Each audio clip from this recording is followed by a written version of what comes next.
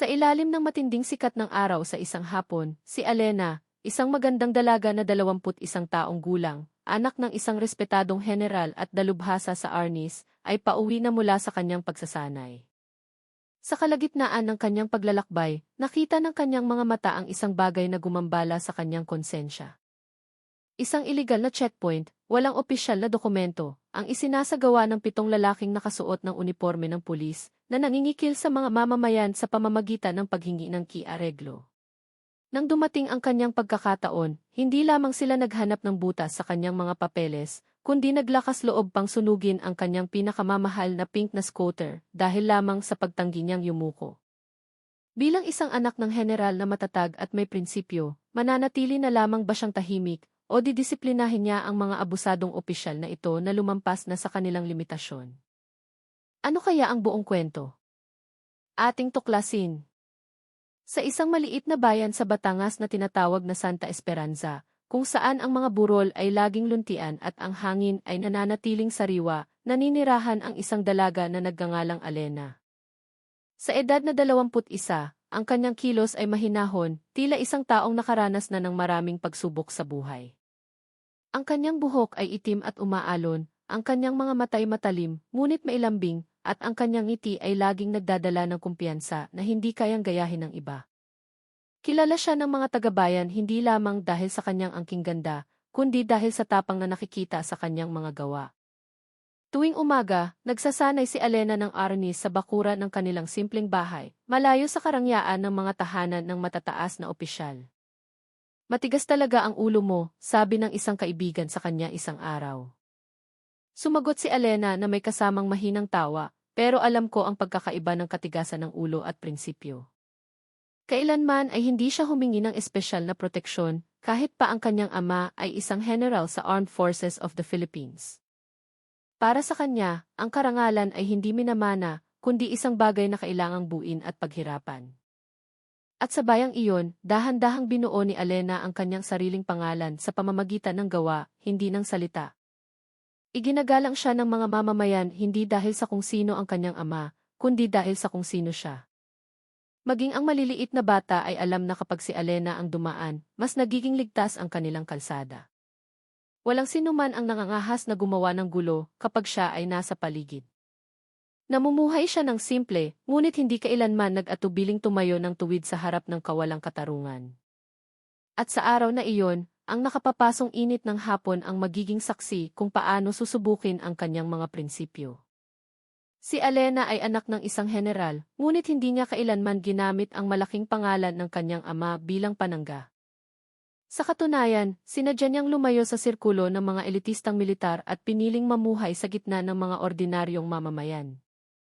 Ang kanilang bahay ay maliit, ang pintura sa pader ay nagsisimula ng kumupas, ngunit ito ay laging malinis at puno ng tawanan. Araw-araw, minamaneho niya ang kanyang sariling scooter, isang pinakamamahal na Honda Beat na kulay rosas, nang walang bodyguard o espesyal na bantay. "Hindi ka ba natatakot mag-isa?" tanong ng isang tindera sa palengke. Nagkibit balikat lang si Alena at sumagot, "Ang takot po ay normal, Nay. Pero ang sumuko dahil sa takot, iyan po ang hindi ko kilala." Ang kanyang ama ay madalas na nag-aalala, ngunit alam niyang alam na ang kanyang anak ay hindi isang mahinang babae na kailangan ng palagiang proteksyon. Si Alena ay may matatag na puso at mga kamay na sanay sa laban. Natutunan niya mula pagkabata na ang katarungan ay hindi nagmumula sa kapangyarihan, kundi sa tapang ng isang tao na kumilos. At sa mata ng mga taga-bayan, si Alena ang simbolo nito, isang dalagang hindi natitinag kahit papilit siyang sinusubok ng mundo. Nang hapong iyon, pagkatapos ng kanyang pagsasanay, hindi niya alam na ang daan pa uwi ay magdadala sa kanya sa pinakamabigat na pagsubok na kanyang haharapin. Kilala si Alena bilang isang babaeng matatag, matapang, at may pambihirang galing sa Arnis na sinanay mula pa pagkabata. Mula sa edad na 6, tinuruan na siya ng mga pangunahing galaw ng isang batikang guro ng Arnis na suki ng kanilang pamilya. At ang kanyang ama, ang general, ay hindi kailanman hinayaang matigil ang kanyang pagsasanay. Para kay Alena, ang Arnis ay hindi lamang isang esport, kundi isang paraan ng pamumuhay, disiplina, focus, at paggalang sa kalaban ng hindi kailanman natatakot na harapin ito. Hindi niya ipinagyayabang ang kanyang kakayahan, ngunit alam ng mga taga-bayan ang kanyang reputasyon. Minsan, isang gabi, dalawang lasing na binata ang sumubok na agawin ang bag ng isang ina malapit sa peryahan. Si Alena, na nagkataong napadaan, ay nangailangan lamang ng 3 mabilis na galaw para mapaupo ang mga ito habang hawak ang kanilang mga pulsuhan. "Pasensya na, miss, hindi ka namin nakilala," bulong ng isa. Hindi sumagot si Alena, isinauli lamang ang bag sa may-ari nito at umalis nang hindi lumilingon. Para sa kanya, ang lakas ay hindi para ipagyabang, kundi para gamitin sa pagprotekta. At dahil doon, kahit na maganda at bata, walang sinumang nangahas na maliitin siya. Maging ang mga kilalang siga sa kanilang lugar ay mas pinipiling lumihis ng daan kapag alam nilang si Alena ang dadaan. Sa kanyang mga mata, laging may kislap ng pagiging alerto, kalmado, ngunit handang sumabog anumang oras. Naniniwala siya na ang tunay na katapangan ay hindi ang kawalan ng takot, kundi ang kakayahang manatiling nakatayo ng tuwid kahit nanginginig ang mga tuhod. Araw-araw, minamaneho ni Alena ang kanyang pinakamamahal na Honda Beat na kulay rosas. Ang scooter na iyon ay hindi bigay ng kanyang ama, kundi resulta ng kanyang ipon mula sa baon at sa part-time na trabaho sa library ng unibersidad. Pinili niya ang kulay rosas hindi dahil gusto niyang magmukhang mahinhin, kundi dahil para sa kanya, ang kulay na iyon ay simbolo ng katapangan. Tapang na maging iba, tapang na pagtawanan, tapang na manatiling totoo sa sarili sa gitna ng isang mundong madalas ay pinipilit ang mga babae na maging mahina.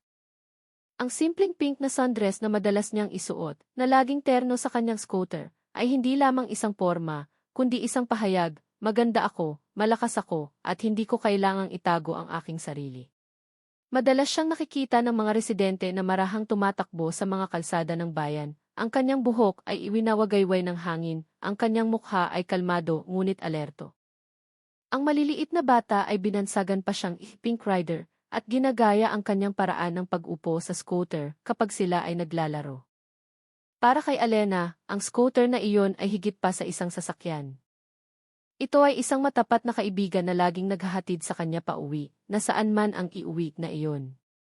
At sa mainit na hapong iyon, habang pauwi siya pagkatapos ng pagsasanay, walang sinuman ang nag-akala na ang pink na scooter na iyon ang magiging sentro ng isang pangyayaring yayanig sa kanilang maliit na bayan. Isang nakapapasong hapon, katatapos lang ni Alena sa kanyang pagsasanay sa Arnis sa isang lokal na dojo. Basa ng pawis ang kanyang sentido, ngunit ang kanyang paghinga ay nananatiling regular, mabigat ang ensayo ng umagang iyon, ngunit tinapos niya ito ng may buong konsentrasyon. Suot niya ang paborito niyang pink na sundress na ngayon ay bahagyang basa dahil sa init ng panahon, ngunit hindi nito nabawasan ang kanyang kumpiyansa. Ang araw ay nasa itaas mismo ng kanyang ulo, nagbibigay liwanag sa mga kalsada ng bayan na nagsisimula ng maging tahimik dahil sa init. Dahan-dahang pinaandar ni Alena ang kanyang scooter. Ang tunog ng makina ng pink na Vario ay marahang umugong, tila isang alagang hayop na nakikilala ang kanyang amo. Dahan-dahan siyang umandar, ninanamnam ang hangin na humahaplos sa kanyang mukha. Ang kanyang isip ay payapa, ang kanyang katawan ay relax. Ngunit ang kapayapaang iyon ay hindi nagtagal. Mula sa malayo, may isang bagay na pumukaw sa kanyang pansin. Isang malaking tarpaulin na nakasabit sa pangunahing kalsada na may nakasulat na Joint Checkpoint Operation o Plan Disiplina. Kumunot ang noo ni Alena. Alam niya na ang mga opisyal na operasyon ay karaniwang inaanunsyo, ngunit wala siyang nabalita ang anunsyo para sa araw na iyon. Nagsimulang maging alerto ang kanyang pakiramdam. Ngunit hindi niya itinigil ang pagpapatakbo ng kanyang scooter. Nagtitiwala siya sa kanyang mga dokumento na laging kumpleto, at sa kanyang prinsipyo, walang dapat ikatakot hanggat nasa tama ka. Sa lokasyon ng checkpoint, 7 lalaking nakasuot ng uniporme ng pulis ang nakahanay sa gilid ng kalsada, humaharang sa mga dumaraang motorista. Mula sa malayo, mukha silang opisyal. Ngunit agad napansin ni Alena ang isang bagay na kakaiba. Walang patrol car, walang opisyal na karatula ng operasyon, at ang pinakakahinahinala sa lahat, walang hawak na tiket para sa violation. Ang tanging naroon ay ang matatalim na tingin at ang napakabilis na galaw ng mga kamay tuwing may inaabot sa kanila ang isang motorista. Ang mga residente sa paligid ay nagkukumpulan sa ilalim ng isang malaking puno, nagmamasid mula sa ligtas na distansya na may mga mukhang puno ng pag-aalala. Walang sinuman ang nangahas na lumapit o magsalita. Ang mga bata ay tumigil sa paglalaro, hinila ng kanilang mga inapalayo, at ang mga nagtitinda sa bangketa ay nagkunwaring abala sa pag-aayos ng kanilang paninda. Nakita ni Alena ang isang matandang lalaki na pilit na inabutan ng pera mula sa kanyang pitaka, at pagkatapos ay pinayagang umalis ng walang anumang resibo o tiket. Hindi ito checkpoint, bulong ni Alena sa kanyang sarili. Ito ay pangingikil na nagpapanggap na may otoridad. Ngunit hindi siya huminto. Nagpatuloy siya sa pag-andar, tuwid ang likod, diretso ang tingin. Alam niya na ang pananahimik ay hindi nangangahulugang takot. Minsan, ang pananahimik ang pinakamalakas na anyo ng paglaban. At sa araw na iyon, ang kanyang pananahimik ay malapit ng maging aksyon. Ang mga residente sa paligid ay nagtipon sa gilid ng kalsada, nagmamasid mula sa malayo. Ngunit walang sinuman ang naglakas loob na lumapit. Sila ay nakatayo ng grupo-grupo sa ilalim ng mga tindahan o sa likod ng mga bakod, nagbubulungan na may mga mukhang puno ng kaba. Ilang ina ang mahigpit na humawak sa kamay ng kanilang mga anak, na para bang nag-aalala na ang mga mata ng mga pulis ay biglang mapunta sa kanila. Isang matandang lolo ang marahang umiling habang bumubulong, sanay na kami dyan. Kapag nagreklamo ka, lalo ka lang mapapahamak. Walang sinuman ang nangahas na magtaas ng boses, lalo na ang lumaban. Ang takot ay matagal nang nakaugat, hindi lamang sa batas, kundi sa kapangyarihang inaabuso. Alam nila kung sino ang maglalakas loob na lumaban, ang kanyang kapalaran ay maaaring maging mas masahol pa kaysa sa pagkawala lamang ng pera. Ngunit sa gitna ng tahimik na karamihan, may isang taong kumilos ng naiiba. Si Alena. Hindi siya huminto, hindi nagdahan-dahan, at lalong hindi nagtago ng mukha. Sa halip, kalmado siyang umandar, puno ng kumpiyansa, na para bang ang kalsadang iyon ay pag-aari niya. At sa kanyang mga mata, ang kalsada ay para sa mamamayan, hindi para sa mga opisyal na basta-basta na lamang itong inaangkin. Ipinagpatuloy ni Alena ang kanyang paglalakbay ng walang pag-aalinlangan, tiwala na lahat ng kanyang mga dokumento sa sasakyan ay kumpleto at balido. Lisensya sa pagmamaneho, ACCA, hanggang sa insurance, lahat ay nakatago ng maayos sa isang maliit na pitaka na laging nasa bulsa ng kanyang damit. Hindi niya kailanman ipinagpaliban ang pag-renew ng mga dokumento, hindi dahil sa takot sa mga otoridad, kundi dahil naniniwala siya sa responsibilidad bilang isang mamamayan. Kung lahat naman ay sumusunod sa batas, bakit kailangang matakot, minsan niyang sinabi sa isang kaibigan. At ngayon, ang prinsipyong iyon ay sinusubok. Nakita niya ang mahabang pila ng mga motorista na pilit na pinahihinto. Ang kanilang mga mukha ay puno ng tensyon. Ngunit hindi pumila si Alena. Dahan-dahan siyang dumaan sa gilid ng pila, tuwid ang ulo, diretso ang tingin. Isang opisyal ang lumingon at sumigaw, "Hoy, miss." Hinto. Pero hindi ito pinansin ni Alena. Alam niya na hanggat wala siyang nilalabag, hindi niya kailangang sumunod sa isang utos na nagmula sa masamang intensyon. Para sa kanya, ang pagsunod sa batas ay hindi nangangahulugang pagyuko sa pang-aabuso sa kapangyarihan. At ang kanyang patuloy na pag-usad, sa kabila ng banta, ay ang unang anyo ng paglaban na magsisimula ng isang unos. Maingat na pinagmasdan ni Alena ang isang ina na tahimik na nag-abot ng pera sa isa sa mga pulis. Ang babae ay mukhang ninenerbiyos, nanginginig ang kanyang mga kamay habang kinukuha ang mga pera mula sa kanyang luma at gasgas na pitaka. Ang kanyang mga mata ay laging nakayuko, na para bang nahihiya at natatakot. Tinanggap ng pulis ang pera ng mabilis at marahang tumango ng walang salita, walang tiket, walang anumang tala. Nasaksihan ni Alena ang eksenang iyon mula sa malapitan. Sumikip ang kanyang dibdib, hindi dahil sa galit, kundi dahil sa awa. Alam niya na ang inang iyon ay marahil kinailangang pumili sa pagitan ng pagbabayad ng i-areglo o pagkawala ng scooter na siyang tanging paraan para maihatid ang kanyang anak sa eskwela. "Pang-grocery po sana namin iyan para sa linggong ito, sir," bulong ng ina. Ngunit ang pulis ay mahinang tumawa lamang at iwinagayway ang kanyang kamay para paalisin ito. Kinagat ni Alena ang kanyang labi. Sa loob-loob niya, hindi niya masisisi ang ina. Sa isang mundong puno ng kawalang katarungan, minsan ang pag-survive ay nangangahulugang paglunok ng mapait na katotohanan ng walang reklamo. Ngunit sa loob niya, may nagsimulang umusbong. Ang katahimikan na dati niyang itinuturing na isang paraan ng pagmamasid ay ngayon ay parang pakikipagsabwatan na. Napagtanto ni Alena na isang operasyon ng T-Kotong-P ang nagaganap, ngunit nanatili siyang kalmado at hindi nagpadala sa emosyon. Alam niya na ang galit na sumasabog ay magbibigay lamang sa kanila ng dahilan para atakihin siya. Kaya't pinili niyang manahimik, magmasid, at isa-isang tandaan ang kanilang mga mukha. 7 lalaki. Maayos ang uniporme ngunit puno ng kasakiman ang mga mata. Magaspang ang kilos, malakas ang boses, at madalas tumawa, lahat ng palatandaan ng mga taong pakiramdam nila ay hindi sila saklaw ng batas. Hindi inalis ni Alena ang kanyang tingin. Hinayaan niyang maging komportable sila sa kanilang maliit na krimen. Dahil alam niya, ang maliit na krimen na hinahayaan ay lumalaki at nagiging malaking kasamaan. At ngayon, marahil ito na ang huling araw na mararamdaman nilang ligtas sila. Kahit na kumakabog ang kanyang puso, nanatiling regular ang kanyang paghinga. Tinuruan siya ng Arnis na kontrolin ang katawan bago kontrolin ang kalaban. Wala siyang planong maghanap ng gulo, ngunit kung ang gulo ang hahamon sa kanyang prinsipyo, handa siyang harapin ito. At nang may katahimikan, hinintay niya ang kanyang pagkakataon, hindi bilang biktima, kundi bilang isang saksi na hindi mananatiling tahimik. Nang dumating ang kanyang pagkakataon, isa sa mga pulis ang humingi sa kanya ng mga papeles ng sasakyan. Tumayo ito sa harap ni Alena na may tindig na sinadyang maging intimidasyon.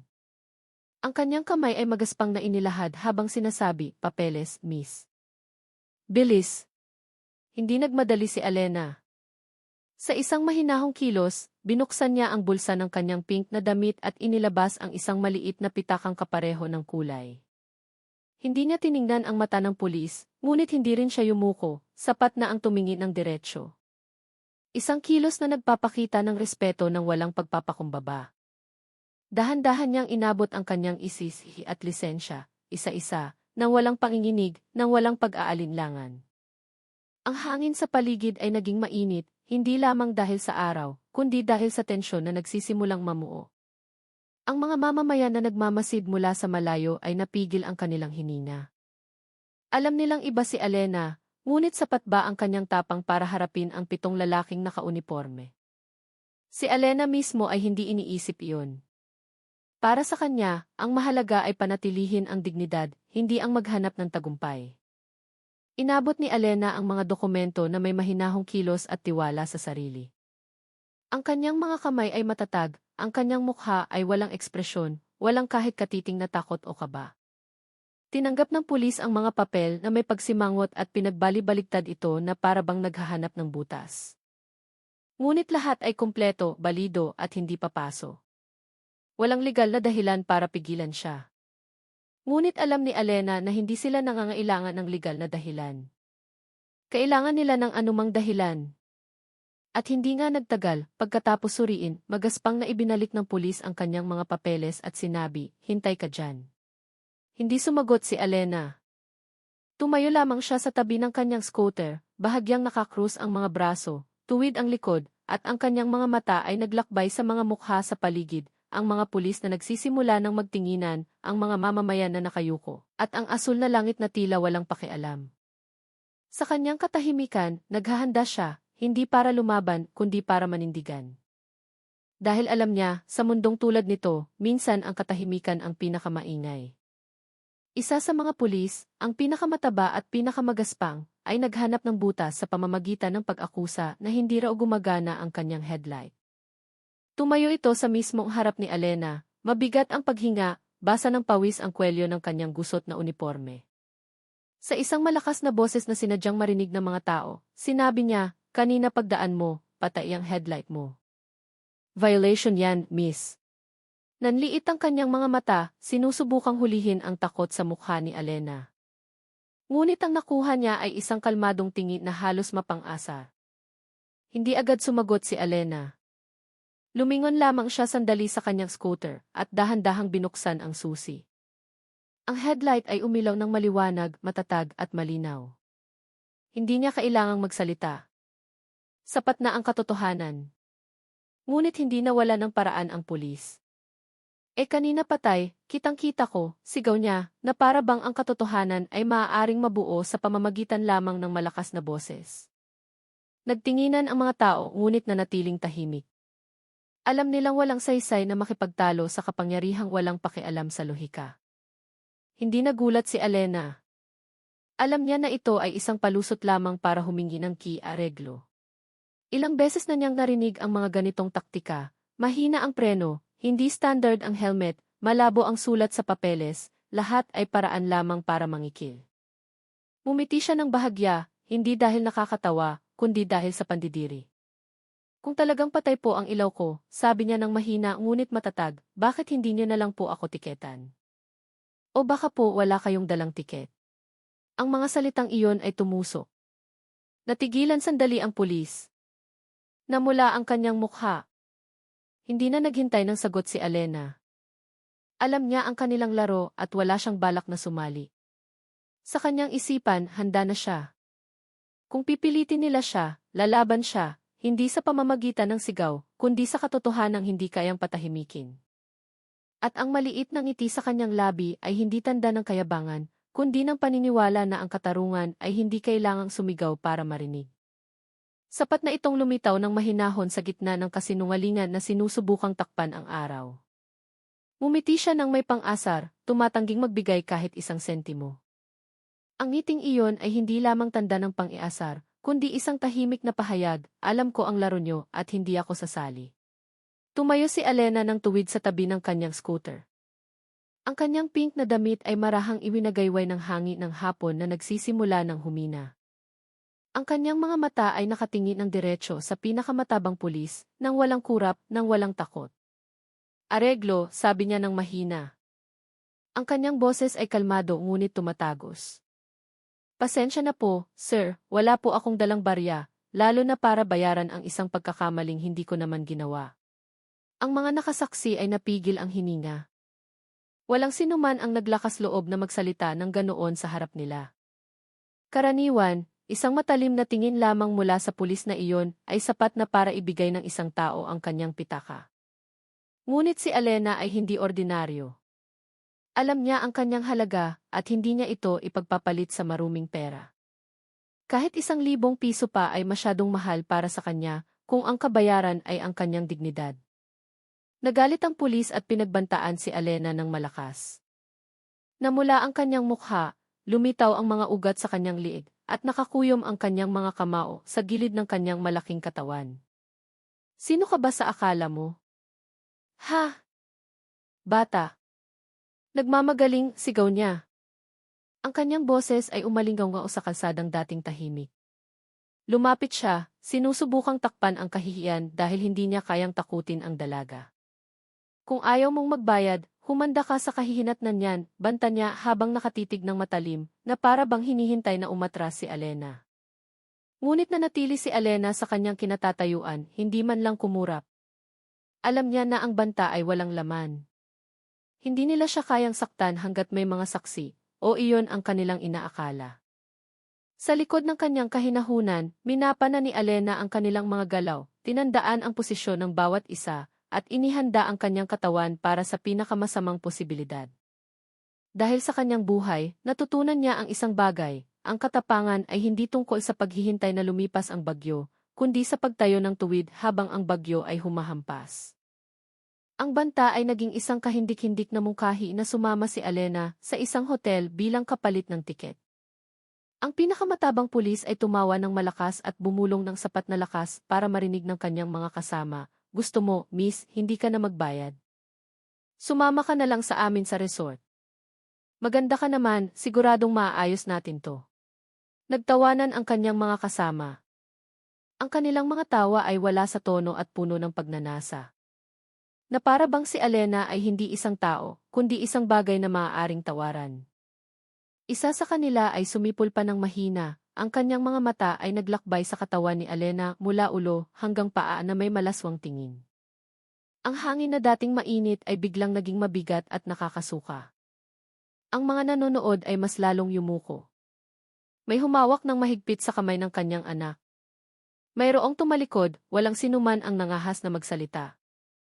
Alam nilang ang pagtatanggol kay Alena ay nangangahulugang paghamon sa 7 lalaking nakauniporme. Ngunit sa gitna ng katahimikan, hindi nanginig si Alena. Sa halip, ang kanyang mga mata ay nag-apoy, hindi dahil sa luha, kundi dahil sa galit na kontrolado. Agad na nag-init ang ulo ni Alena at sinampal ang mukha ng pinakabastos na pulis. Ang sampal ay malakas, matalas, at tumama mismo sa pisngi ng pulis kaya't napalingon ang ulo nito. Ang tunog ng kiplak ay bumasag sa katahimikan na parang kidlat sa katanghalian. Lahat ng tawa ay biglang huminto. Maging ang mga ibon sa puno ay tila tumigil sa pag-awit. Hindi doon tumigil si Alena. Sa isang mabilis at puno ng galit na kilos na kanyang sinanay, dinuraan niya ang bota ng pulis. Ang kanyang dura ay tumama mismo sa logo ng kapulisan na dapat sana isumisimbolo sa karangalan. Mga basura kayong tulad ninyo, sabi niya ng mahina, ngunit sapat na lakas para marinig ng lahat. Hindi kayo karapat-dapat magsuot ng unipormeng iyan. Namula ang mukha ng pulis, hindi dahil sa hiya, kundi dahil sa galit na nagsisimula ng mawalan ng kontrol. Dahan-dahan niyang hinaplos ang kanyang pisngi at tiningnan si Alena na may mga matang puno ng paghihiganti. Sa sandaling iyon, ang linya sa pagitan ng pang-aabuso sa kapangyarihan at lantad na krimen ay nabuksan. At alam ni Alena na hindi sila titigil hanggat may masisira. Ngunit sa pagkakataong ito, ang masisira ay hindi siya. Hindi na natiling tahimik si Alena. Ang kanyang galit ay naging aksyon. Alam niyang ang pananahimik ngayon ay hindi na isang anyo ng karunungan, kundi ng kahinaan. Sa isang mabilis at tiyak na kilos, inatake niya ang mga pulis isa-isa gamit ang kanyang mga natatanging galaw sa arnis. Ang kanyang unang sipa ay tumama sa tiyan ng pinakamatabang pulis. Ito'y napaurong, hirap huminga at namutla ang mukha. Bago pa man makakilos ang iba, umikot na si Alena. Ang kanyang siko ay tumama sa panga ng isa sa mga kasama nito. Pagkatapos, ang kanyang tuhod ay umangat at tumama sa sikmura ng pangatlong pulis. Ang kanyang mga galaw ay hindi magaspang ngunit mabisa. Bawat galaw ay idinisenyo para makapanghina, hindi para magyabang. Ang mga nanonood ay natulala. Alam nilang matatag si Alena, ngunit hindi nila inaasahan na ganito katalas ang kanyang kakayahan. Sa loob lamang ng ilang segundo, 3 lalaki na ang bumagsak, habang ang natitira ay umaatras, nag-aalinlangan. Isa sa kanila ay nabitawan pa ang kanyang batuta dahil sa panginginig ng kamay. Tumayo si Alena sa gitna ng kalsada, matatag ang paghinga, matalim ang mga mata na parang agila. Hindi siya ngumiti, hindi tumawa, tiningnan lamang sila ng malamig, na para bang sinasabing, kayo ang nagsimula, ngayon tapusin niyo. Sila'y nabigla at natakot. Hindi nila inaasahan na ang isang dalaga ay mayroong pambihirang galing sa pakikipaglaban. Isa sa mga pulis na nakatayo pa ay sumubok na bunutin ang kanyang baril mula sa holster. Ngunit mas mabilis si Alena, hinawakan niya ang pulsuhan ng lalaki, pinilipit ito hanggang sa mahulog ang baril sa semento. Ang tunog ng metal na kumalansing ay nagpagulat sa lahat. Sino ka ba talaga? Sigaw ng pinakamatabang pulis. Ang kanyang boses ngayon ay nanginginig, hindi dahil sa galit, kundi dahil sa takot. Hindi direktang sumagot si Alena. Marahan lamang niyang sinipa ang kanyang pink na scooter, na buo pa at sinabi ng mahina, malalaman niyo rin. Sa malayo, nagsimulang umihip ang hangin ng mas malakas, dala ang alikabok at ang amoy ng tensyon na lalong tumitindi. Nagtinginan ang mga pulis, nalilito kung tatakas ba o mananatili. Ngunit inilabas na ni Alena ang kanyang cellphone. Ang kanyang mga daliri ay pumindot sa isang numerong iilan lamang ang nakakaalam, isang numerong hindi niya kailanman ginamit maliban sa mga emergency. At nang magsimula siyang magsalita sa telepono, ang kanyang boses ay kalmado, matatag at puno ng tiwala. Itay, kailangan ko ng tulong. Isa sa kanila ang naglabas ng pusporo at sinunog ang pink na scooter ni Alena sa harap ng publiko. Ang kanyang kilos ay mabilis, puno ng paghihiganti, na para bang gustong wasakin ang simbolo ng katapangan na humamon sa kanila.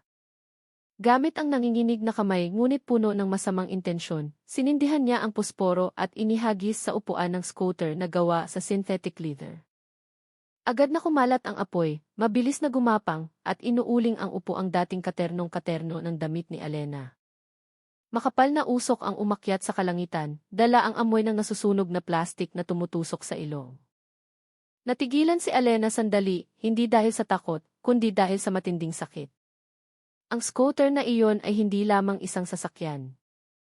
Ito ay bunga ng kanyang pagsisikap, simbolo ng kanyang kasarinlan, at isang tapat na kaibigan sa bawat paglalakbay. Namula ang kanyang mga mata, ngunit hindi siya umiyak. Tiningnan lamang niya ang apoy, at dahan-dahang inilipat ang kanyang tingin sa mukha ng pulis na nakangiting may kasiyahan, na para bang nanalo sa isang laban. Ang itim na usok na nagmumula sa nasusunog na upuan ng scooter ay nagpagulat sa mga tao, ngunit nanatili silang tahimik. Ilang bata ang sumigaw ng mahina. Ang mga ina ay tinakpan ang kanilang bibig, at isang matandang lolo ang umiling habang bumubulong, sobra na yan. Ngunit walang kumilos. Ang takot ay nakakadena pa rin sa kanilang mga paa, kahit na ang kanilang mga puso ay sumisigaw. Ang pulis ay tumayo ng tuwid sa harap ng karamihan, ang kanyang boses ay umalinggaw na puno ng huwad na tagumpay. Ito ang leksyon para sa sinumang maglalakas loob na labanan kami, sigaw niya. Ang kanyang kamay ay nakaturo sa scooter na ang apoy ay nagsisimula ng gumapang patungo sa tangke. Nais niyang matakot ang lahat. Nais niyang magsisi si Alena. Ngunit ang hindi niya alam ay ang apoy na sumusunog sa kanyang scooter, ay siya ring nagsindi ng isang bagay na mas mapanganib, ang apoy sa dibdib ni Alena na hindi na mapapatay ng banta o karahasan. Sa likod ng kanyang malamig na tingin, ang desisyon ay nabuo na. Ngayong araw, hindi lamang ang kanyang scooter ang nasusunog, kundi pati na rin ang katapusan ng kanilang pagiging immune sa batas. Ang pulis ay sumigaw sa karamihan, ipinapahayag na iyon ay isang aral para sa sinumang magtatangkang lumaban sa kanila. Ang kanyang boses ay puno ng panandaliang tagumpay, na para bang ang kanilang kapangyarihan ay hindi matitinag. Tiningnan niya si Alena na may mga matang puno ng pang-aalipusta, naghihintay na umiyak ang dalaga, magmakaawa, o kahit man lang yumuko sa hiya. Ngunit wala sa mga iyon ang ginawa ni Alena. Nakatayo lamang siya doon, sa gitna ng usok at init, gusot ang kanyang pink na damit dahil sa hangin. Ang kanyang buhok ay medyo magulo, ngunit ang kanyang tindig ay nananatiling tuwid na parang isang bandila. Ang kanyang mga mata ay hindi na galit, ngayon ay puno na ito ng isang nakakatakot na kahinahunan. Dahil alam ni Alena, kapag ang isang tao ay naging sobrang malupit na kaya niyang sunugin ang ari-arian ng iba, dahil lamang sa hindi niya ito kayang takutin, hindi na sila mga tagapagpatupad ng batas, kundi mga kriminal na nakasuot ng uniforme. At laban sa mga kriminal, wala nang puwang para sa pananahimik. Mayroon na lamang dalawang pagpipilian, tumakbo o lumaban. At hindi kailanman natutong tumakbo si Alena. Hindi na natiling tahimik si Alena. Ang kanyang galit ay naging aksyon. Sa isang iglap, tinanggal niya ang kanyang tsinelas, inihagis sa gilid, at humakbang pasulong na nakayapak sa mainit na semento. Ang kanyang kilos ay kalmado, ngunit tiyak, tulad ng isang tigre na natukoy na ang kanyang biktima. Hindi siya sumigaw, hindi nagbanta. Sapat na ang isang paikot na sipa sa dibdib ng pulis na nagsunog ng kanyang scooter, na nagpatilapon sa lalaki habang umuungol sa sakit. Bago pa man makatulong ang kanyang mga kasama, kumilos na ulit si Alena. Ang kanyang kamao ay tumama sa panga ng isa. Ang kanyang siko ay tumama sa sikmura ng isa pa, at ang isang walis na sipa ay nagpatumba sa dalawang lalaki ng sabay. Ang kanyang mga galaw ay mabilis, tumpak at walang awa. Ang mga taon ng pagsasanay ay natagpuan na ang tamang pagkakataon. Ang mga nanonood ay nagsimulang sumigaw, hindi dahil sa takot, kundi dahil sa sigla na sa wakas ay natagpuan ang sisidlan. Ate Alena, sige lang, sigaw ng isang maliit na bata mula sa malayo. At sa gitna ng alikabok, usok, at mga daing ng mga bumagsak na pulis, nagsimulang ipakita ng katarungan ang kanyang mukha, kalmado, matatag, at hindi mapipigilan. Ang kanyang mga sipa at suntok ay napakatumpak kaya't ang 7 lalaki ay bumagsak at nagkala. Gumalaw si Alena na parang anino, mabilis, kalmado, at nakamamatay. Bawat galaw na kanyang binitawan ay hindi para manakit ng permanente, kundi sapat lamang para maparalisa ang kanilang masamang intensyon. Isa sa mga pulis ang sumubok na kunin ang kanyang batuta, ngunit nasa likuran na niya si Alena, binaluktot ang kanyang pulsuhan hanggang sa mapaluhod ito habang umuungol. Ang isa naman ay sumubok na umatake mula sa gilid, ngunit umiwas si Alena sa isang magaang na pag-ikot at sinipa ang kanyang tuhod hanggang sa mapaupo ang lalaki, napapangiwi sa sakit. Walang sigaw ng tagumpay mula sa bibig ni Alena, tanging regular na paghinga at matatag na mga hakbang sa sementong puno na ng alikabok at pawis. Ang mga mamamayan na dating tahimik ay nagsimula ng maglakas loob na lumapit. Ang kanilang mga mata ay nagniningning, hindi dahil sa takot, kundi dahil sa pag-asa. Nasaksihan nila ang isang dalaga na mag-isang hinarap ang 7 lalaking nakauniporme at nanalo. Hindi sa pamamagitan ng brutal na lakas, kundi sa disiplina, katapangan at prinsipyong hindi natitinag. Sila'y nabigla at natakot. Hindi nila inaasahan na ang isang dalaga ay mayroong pambihirang galing sa pakikipaglaban. Isa sa kanila, na may duguan na ilong at punit-punit na uniforme, ay sumubok na gumapang palayo, ngunit nanginginig ang kanyang mga binti at hindi kayang suportahan ang kanyang katawan. Sino? Sino ka ba talaga? Tanong niya na may garalgal na boses. Ang kanyang mga mata ay puno ng pagkalito at totoong takot. Huminto si Alena sandali sa gitna ng kalsada. Ang kanyang paghinga ay matatag kahit nakalalabas lang ng malaking enerhiya. Tiningnan niya sila isa-isa, ang mga mukha na dati puno ng kayabangan ay ngayon ay maputla at wasak. Inakala ninyong mahina ako dahil babae ako, dahil bata ako, dahil mag-isa ako, sabi niya ng mahina. Ang kanyang boses ay matalas na parang kutsilyo. Pero nakalimutan ninyo ang isang bagay. Ang tunay na lakas ay hindi nagmumula sa unipormeng suot ninyo, kundi sa pusong taglay ninyo. Hindi niya kailangang sagutin ng direkta ang kanilang tanong. Ang sagot ay nakikita na sa lupa, 7 katawan na nakahandusay at isang dalaga na nakatayo ng tuwid sa gitna ng pagkawasak na sila mismo ang lumikha. Isang pulis ang nagtanong na may nanginginig na boses, nais malaman kung sino talaga si Alena.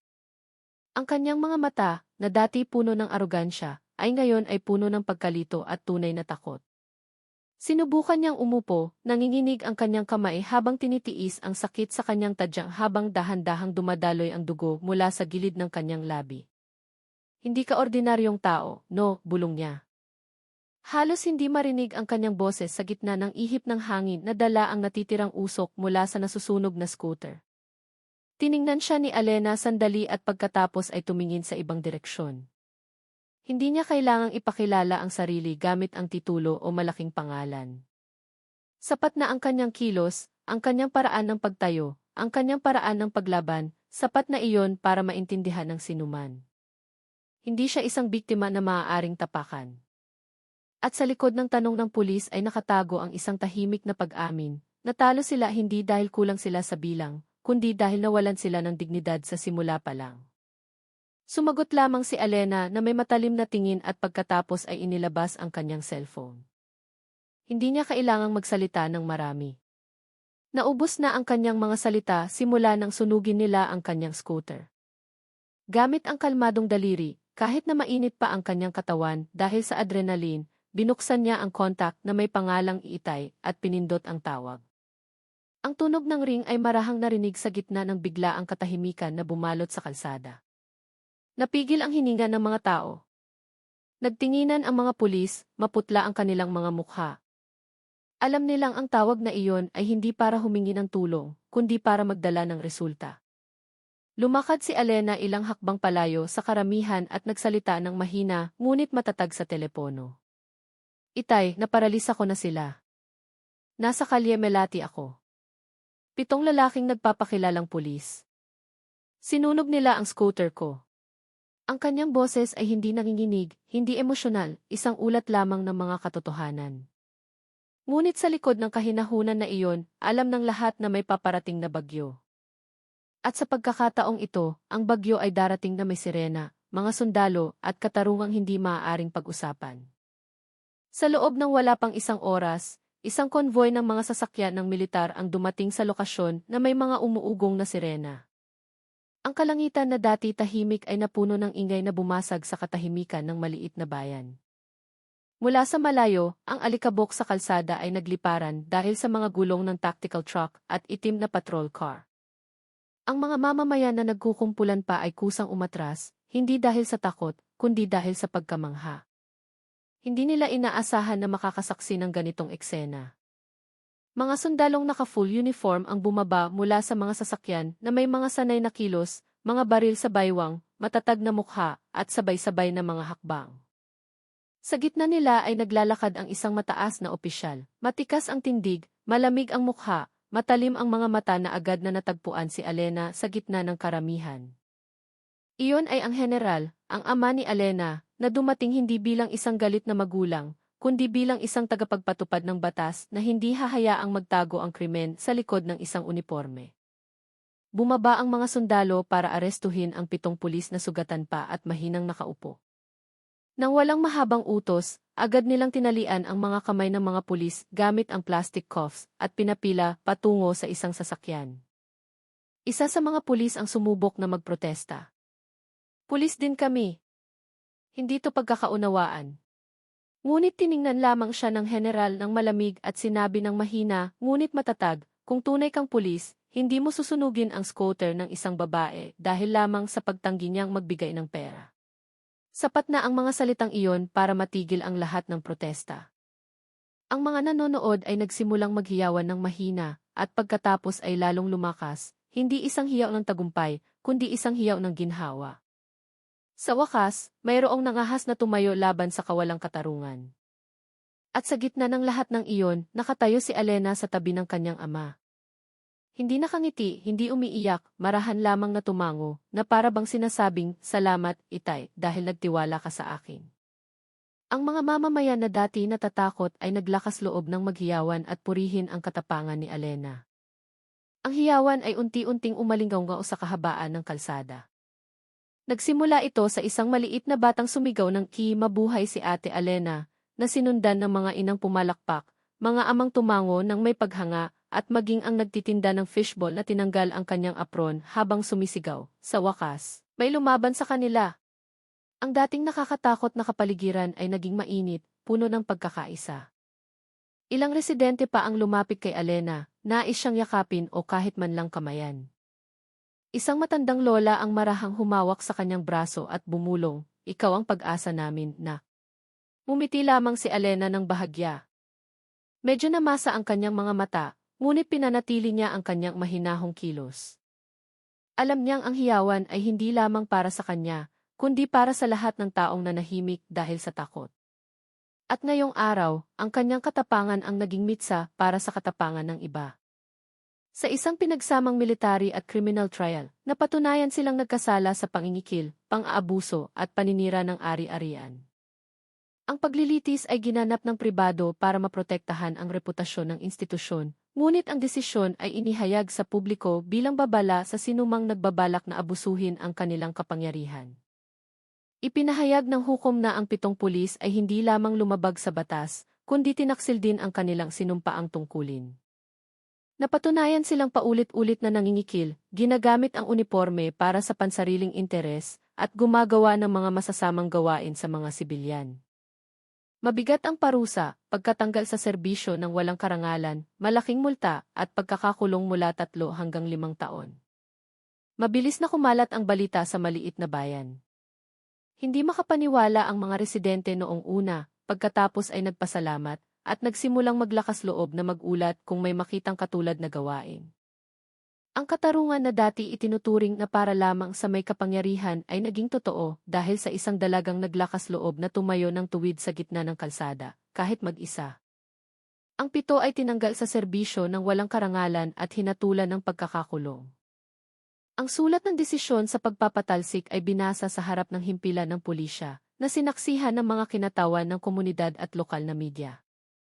Ang kanilang mga uniforme ay simbolikong pinunit, isang tanda na hindi na sila karapat-dapat na dalhin ang pangalan ng institusyong kanilang dinungisan.